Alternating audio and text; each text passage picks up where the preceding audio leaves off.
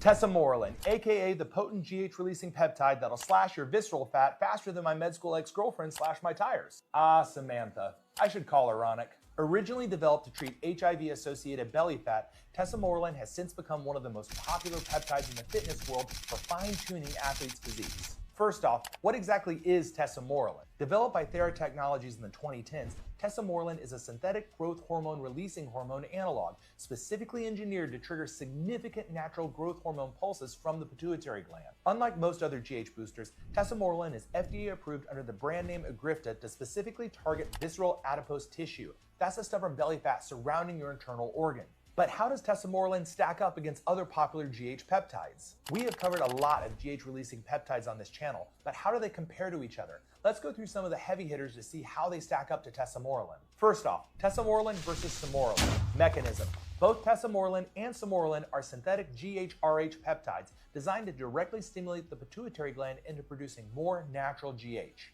Next is potency and efficacy. Tesamorelin is significantly more potent and generally produces substantially higher, more sustained GH pulses when compared to Samorelin, which is generally known to cause mild, subtle increase. Third is fat loss impact. Tesamorelin specifically targets visceral fat, which is clinically proven in humans, while Samorelin provides more modest generalized fat loss. Next up, Tesamorelin versus CJC1295. Mechanism. Both target pituitary GH release, but CJC1295 with DAC has a modified structure, giving it an extended half-life of about 5 to 7 days compared to Tesamorelin's much shorter half-life, which is only about 30 to 60 minutes. GH pulse profile.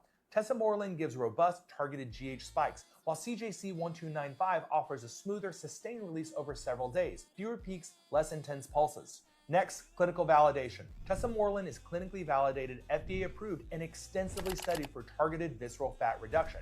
CJC1295 remains popular in the biohacking community, but still lacks FDA approval for this indication and doesn't have nearly as much data backing it as Tesamorelin. Finally, Tesamorelin versus Ipamorelin. Mechanism.